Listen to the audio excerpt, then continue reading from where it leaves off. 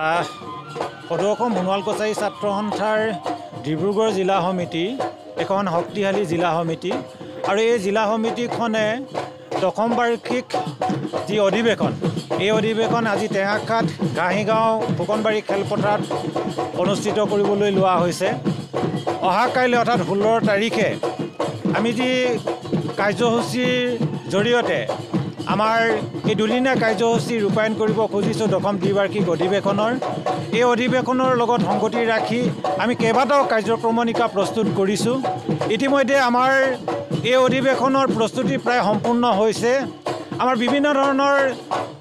মানে ইয়াৰ যিখিনি আনুষংগিক কাম কাজ সেইখিনিও আমি সমাপ্ত কৰিছোঁ আৰু অহা কাইলৈ অৰ্থাৎ 16 নৱেম্বৰ তাৰিখে আমি যি আমাৰ আনুষ্ঠানিক কাৰ্যসূচী প্ৰথম কাৰ্যসূচী হ'ব আমাৰ 8 বজাত আমাৰ এই ক্ষেত্ৰখন যি আমাৰ প্ৰয়াত যোগেন্দ্ৰনাথ হাজৰিকা প্ৰয়াত প্ৰাক্তন মুখ্যমন্ত্ৰী অসমৰ প্ৰাক্তন মুখ্যমন্ত্ৰী প্ৰয়াত যোগেন্দ্ৰনাথ হাজৰিকা দেৱৰ আমি স্মৃতিত তেখেতৰ এই মানে ক্ষেত্ৰখন নামাকৰণ কৰিছোঁ। এই ক্ষেত্ৰখন প্ৰথমতে আমাৰ উন্মোচন হ'ব। তাৰপিছতে যি আমাৰ আদৰণি তোৰণ আছে আদৰণি তোৰণ উন্মোচন হ'ব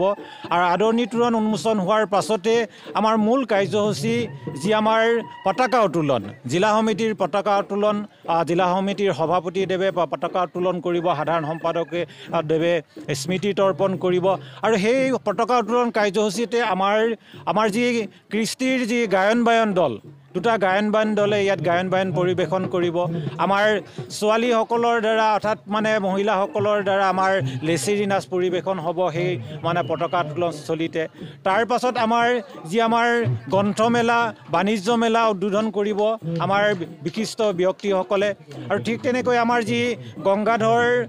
হাজৰিকাৰ যি মানে মঞ্চ সেই মঞ্চ উদ্বোধন হ'ব আৰু এনেধৰণে আমাৰ কাৰ্যক্ৰমণিকা চলি থাকিব দিনজোৰা কাৰ্যসূচীৰে। সমান্তৰালভাৱে আমাৰ বিশেষকৈ ছাত্ৰ ছাত্ৰীসকলৰ প্ৰতিভা বিকাশৰ কাৰণে আমি ইয়াত কেইবাটাও প্ৰতিযোগিতা অন্তৰ্ভুক্ত কৰিছোঁ। সেই প্ৰতিযোগিতাকেইটাও ইয়াত সময়মতে অনুষ্ঠিত হ'ব আৰু লগতে আমাৰ যি মূল কাৰ্যসূচী জিলা সমিতিৰ যি প্ৰতিনিধি সভা অৰ্থাৎ বিভিন্ন আঞ্চলিকৰ পৰা অহা প্ৰতিনিধিসকলৰ লগত লৈ আজি মানে প্ৰতিনিধি সভা অনুষ্ঠিত হ'ব। গতিকে সেই প্ৰতিনিধি সভাও আমাৰ নিৰ্দিষ্ট সময়মতে আমি অনুষ্ঠিত কৰিব পাৰিম বুলি আমি আশা কৰিছোঁ আৰু সমান্তৰালভাৱে এই প্ৰতিনিধি সভাৰ লগতে যি আনুষংগিক আমাৰ অতিথিসকল আহিব বিভিন্ন আমাৰ কৃষ্টি পৰিৱেশন হ'ব ইয়াতে সেই অহা কাইলৈ আৰু নিশালে সন্ধিয়ালৈ আমাৰ বিশেষকৈ আমাৰ থলুৱা মানে আমাৰ শিল্পীসকলৰ দ্বাৰা আমাৰ সাংস্কৃতিক অনুষ্ঠান আছে আৰু সেই সাংস্কৃতিক অনুষ্ঠানেৰে বিভিন্ন জনগোষ্ঠীয় কৃষ্টি সমাহাৰো ঘটিব। আমি আশা ৰাখিছোঁ অহা কাইলৈ খুব মানে সুন্দৰভাৱে আমাৰ সকলো ৰাইজৰ সহযোগিতাত আমাৰ অনুষ্ঠানকেইটা সমাপন হ'ব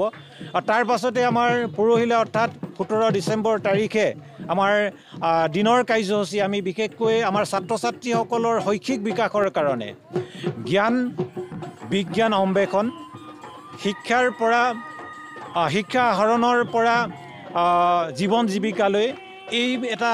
মানে নিৰ্দিষ্ট বিষয়ৰ ওপৰত আমাৰ বহুকেইজন সমল ব্যক্তিৰ দ্বাৰা বিশেষকৈ ছাত্ৰ ছাত্ৰী যুৱক যুৱতী অভিভাৱক তথা সকলোৰে মানে সহযোগত আমি এটা শৈক্ষিক মানে কাৰ্যসূচী ৰাখিছোঁ আৰু সেই শৈক্ষিক কাৰ্যসূচীৰ জৰিয়তে আমি ভাবিছোঁ যে ইয়াত মানে থকা বা ইয়াত এই অঞ্চলৰ শিক্ষাৰ্থীসকলে ছাত্ৰ ছাত্ৰীসকলে বিশেষকৈ তেখেতসকলে শিক্ষা আহৰণৰ জৰিয়তে কেনেকৈ নিজক মানৱ জীৱনৰ গতি নিৰূপণ কৰিব পাৰি, কেনেকৈ নিজক প্ৰস্তুত কৰিব পাৰি, কেনেকৈ আচলতে জীৱনৰ বাট মানে তেওঁলোকে মুকলি কৰিব পাৰি এই কথাখিনি গোটেইখিনি যাতে আমাৰ অভিজ্ঞ ব্যক্তিসকলৰ দ্বাৰা তেওঁলোকে মানে সেই কথাখিনি ব্যক্ত কৰিব আৰু আমাৰ ছাত্ৰ ছাত্ৰীসকলে মই ভাবোঁ সেইখিনি ক্ষেত্ৰত বিশেষভাৱে অংশগ্ৰহণ কৰি তেওঁলোকে সুযোগ লাভ কৰিব। তো গতিকে এনেধৰণৰ আমাৰ কাৰ্যক্ৰমণিকা আচলতে বৃহৎ কাৰ্যক্ৰমণিকা। তাৰ পাছতে আমাৰ জনগোষ্ঠীয় কৃষ্টি সমাহাৰ ঘটিব ইয়াতে দেউৰী মিচিং মৰাণ টাই আহোম চাহ জনগোষ্ঠী গোৰ্খা আদিকে ধৰি মেচ কছাৰী আদিকে ধৰি বহুকেইটা জনগোষ্ঠীৰ ইয়াতে কৃষ্টি সমাহাৰ ঘটিব অৰ্থাৎ 17 নৱেম্বৰ তাৰিখে। তাৰ জৰিয়তে আচলতে আমি এই অসমৰ যে আমি ভূমিপুত্ৰ আমি সোণোৱাল কছাৰীসকলে হ'লেও সমন্বয় বাৰ্তাৰ জৰিয়তে আচলতে আমাৰ কৃষ্টি সংস্কৃতি প্ৰকাশ কৰাৰ লগতে আমি যে সমন্বয় বাৰ্তাৰে যে আমি অসমখনক আগবঢ়াই নিব খুজিছোঁ অসমীয়া জাতিটোক আমি সমৃদ্ধিশালী কৰিব খুজিছোঁ এই কথাখিনিও আমি এই মানে আমাৰ সাংস্কৃতিক মানে আদান প্ৰদানৰ জৰিয়তে আমি ইয়াত টেঙাখাটবাসী ৰাইজে অৰ্থাৎ এই সমগ্ৰ অঞ্চলৰ ৰাইজে মানে এইখিনিত সুযোগ লাভ কৰিব বুলি আমি আশা প্ৰকাশ কৰিছোঁ আৰু তাৰ পাছতে আমাৰ 3 বজাত মানে আবেলি 3 বজাত আমাৰ মূল মুকলি সভা অনুষ্ঠিত হ'ব আৰু এই মুকলি সভাত আমাৰ অসমৰ বিশিষ্ট ব্যক্তিসকল ইয়াত উপস্থিত থাকিব ভাৰত চৰকাৰৰ কেন্দ্ৰীয় মন্ত্ৰী সৰ্বানন্দ সোণোৱালদেৱো উপস্থিত থকাৰ কথা ইতিমধ্যে আমাক কৈছে যদি বিশেষ তেখেতৰ মানে এৰাব নোৱাৰা কাম নাথাকে তেতিয়াহ'লে তেওঁ ইয়াতে আহিম বুলি আমাক কৈছে আৰু সমান্তৰালভাৱে অসম চৰকাৰৰ প্ৰতিনিধি তথা বিধায়ক মন্ত্ৰীৰ উপৰিও বিভিন্ন জনগোষ্ঠীয় সংগঠনসমূহৰ নেতৃবৃন্দ ইয়াত উপস্থিত থাকিব সমাজৰ বিশিষ্ট ব্যক্তিসকল উপস্থিত থাকিব এই অঞ্চলৰ শিক্ষানুষ্ঠানসমূহৰ মুৰব্বীসকল অৰ্থাৎ অধ্যাপক অধ্যক্ষসকল ইয়াত উপস্থিত থাকিব এই অঞ্চলৰ বিশেষভাৱে বিশিষ্ট ব্যক্তিসকলকো আমি ইয়াত নিমন্ত্ৰণ জনাইছোঁ তো গতিকে এই মুকলি সভাৰ জৰিয়তে আমি আশা ৰাখিছোঁ যাতে আমাৰ গোটেই কাৰ্যসূচীৰ সফল ৰূপায়ণৰ ক্ষেত্ৰত মুকলি সভাখনৰ সক্ৰিয় অংশগ্ৰহণে বা বিভিন্ন বিশিষ্ট ব্যক্তিসকল তথা ৰাইজৰ অংশগ্ৰহণে মই ভাবোঁ যে এই অনুষ্ঠানটো মানে সফল কৰি তুলিব আৰু সন্ধিয়ালৈ আমাৰ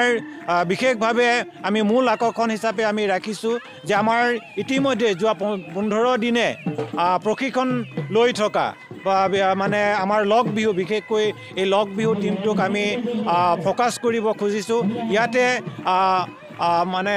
150তকৈ অধিক আমাৰ যুৱক যুৱতী অৰ্থাৎ মানে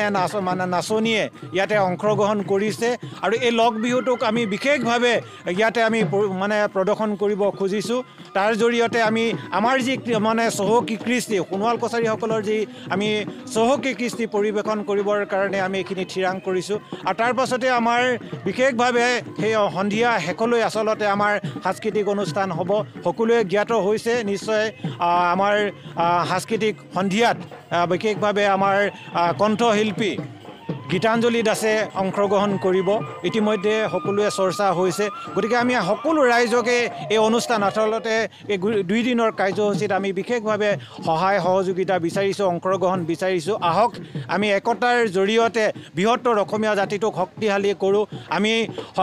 মানৱতাৰ জয়গান গাওঁ সোণোৱাল কছাৰী জনগোষ্ঠীটোৱে সকলো ক্ষেত্ৰতে সকলো ৰাইজৰ লগত যে সদায় আছে এই কথাখিনিও আমি প্ৰতিষ্ঠা কৰিব খুজিছোঁ তো গতিকে আমি আশা ৰাখিছোঁ এই 2 দিনীয়া অধিৱেশনখনে আপোনালোকৰ পূৰ্ণ সহযোগিতাই আমাক সাফল্যমণ্ডিত কৰি তুলিব